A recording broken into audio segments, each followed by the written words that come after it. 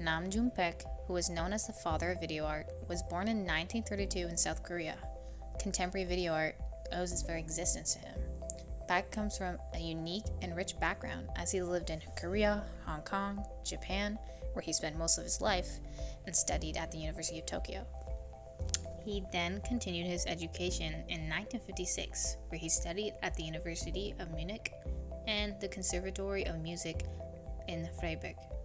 Additionally, he moved to America in 1964 to further his craft, making his experience of culture and settlement diverse. In 1961, Nam June-paik met George Machunas, who invited him to join the avant-garde Fluxus movement. This movement was a rebellion against commercial and commercialized art due to the uprise of consumerist art after World War II, and encouraged the DIY culture we know today. In 1963, George Machunas writes a manifesto and promotes a non-art reality, essentially the theory that even ready-made objects, their material, and history could suffice as a medium of art itself. It encouraged creativity and opened the bridges for his use of technology. Nam June-paik had his horizons broadened after meeting John Cage and Karl-Heinz Stockhausen at the Darmstadt International Summer School course for New Music in 1958. There, he embraced different forms of art and was greatly influenced by John Cage, who was critical of the Western bias within music, the same critique Nam June-paik had. With his encounters, Paik was heavily influenced by John Cage's ideas of incorporating objects, theater, and pre-recorded sound into his installation. Karl-Heinz Stockhausen was his inspiration to electronic art. He began to shift his focus onto electronic art. After the influence of Fluxus by purchasing CRT TVs and display video art of politicians, his first solo exposition of music electronic television, 1963, is the first time video was displayed as a medium. The title serves as his official shift of music to video in his works.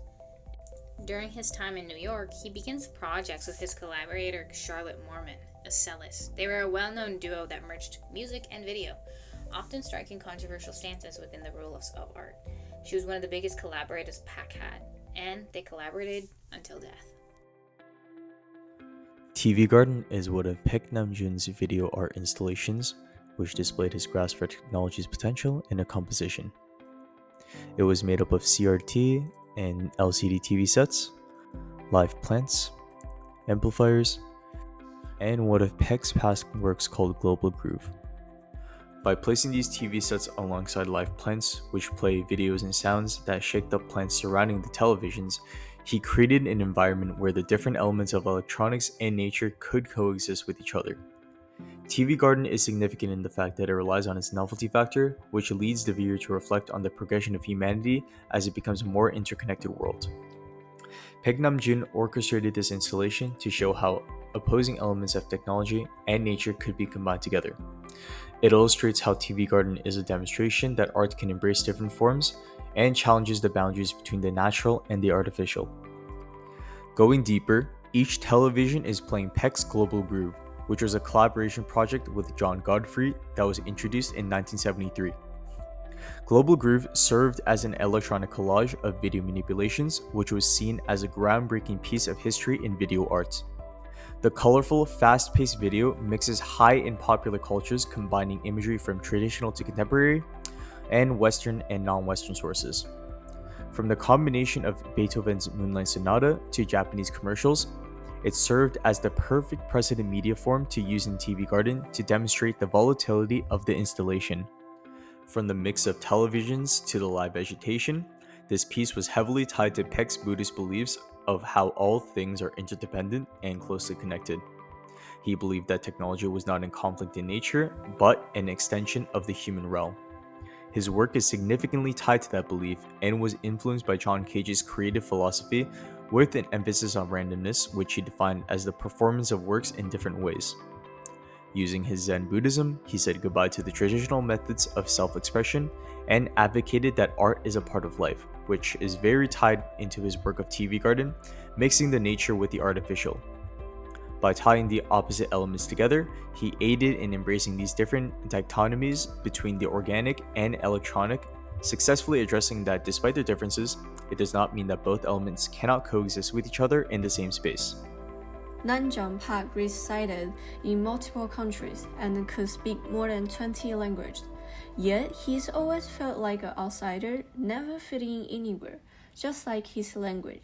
He can speak them, but no one really understood him. Especially when he studied music in German. He felt the European hegemony in the artwork. All the renowned art was from the Western world, and Westerners knew nothing about art from other countries. This made the Nanjang Pact realize it was a form of invisible colonialism. When John Cage first performed in German, the unconventional and improvisational piano performance deeply fascinated Nanjang Pact. The show gave him the courage to challenge authority. However, challenging authority was not his final goal. Influenced by McLuhan's global village idea, he began exploring ways to enable people around the world to communicate and connect with each other. He started researching television, known as a window to peek into the world. But he realized that television was aggressive and one-sided medium.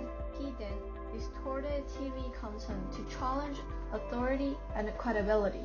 The emergence of video technology, his idea became practicable. As a new field, video had no established authority or traditions. Public can use video to express themselves freely, and since video was not accepted by traditional art in early days, it matches his concept of breaking authority and became his continued direction of exploration. As a forward artist, Nanjang Paik always focused on thinking about the future and global development. TV Garden was his vision for the future. He believes that future technology is eliminate information barriers and truly realize that global village concept.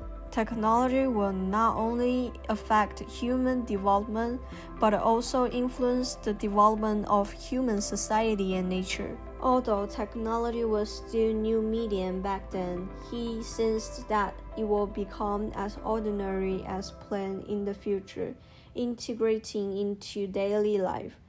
TV Garden also kept challenging traditions. It broke the traditional way of watching TV. People did not need to stare at the screen attentively. Instead, they can walk around, explore, and feel just like walking in a garden.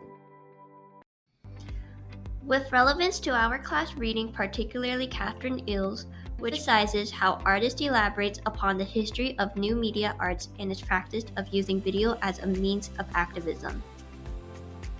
Namjoon Paik's use of video as a medium can be perceived as a powerful tool for communications and cultural critique. Paik's installations similarly invite the public to reconsider the role of technology in society. Paik's TV Garden embodies this approach by merging natural elements with television monitors. He breaks down the boundaries between organic life and synthetic media. Mentioned before, this installation was inspired by Buddhist philosophy that all things are interdependent and interconnected. But TV Garden suggests that technology is not in opposition to nature, but rather an extension of human consciousness and the ecological realm. With its integration of television into installation art, this challenged traditional boundaries and cultural responses, causing panic in a society that is accustomed to video as a medium of control and consumerism. This resonates closely with Lisa Skittleman's theory of the novelty phase of new media. Paik's experimental use of video during this phase expanded its interpretive possibility. Though his installation, he reshaped the medium's identity, transforming it from a commercial broadcasting tool into a cultural interactive form of artistic expression. TV Garden in particular exemplifies this shift as his work reframes the identity of new media by combining the natural with the technological, positioning video as both material and messages. It challenges viewers to experience video structurally and immersively, encouraging a reconsideration of what media can be and do. With his experimentations, Paik opened new possibilities for cultural discourse and creative practice. Ultimately, Paik not only redefined the possibilities of video, but also embedded it within broader social philosophical, and ecological conversation, as his installation did not simply adopt a new medium but reimagined it, shaping its cultural trajectory and expanding its role within contemporary arts.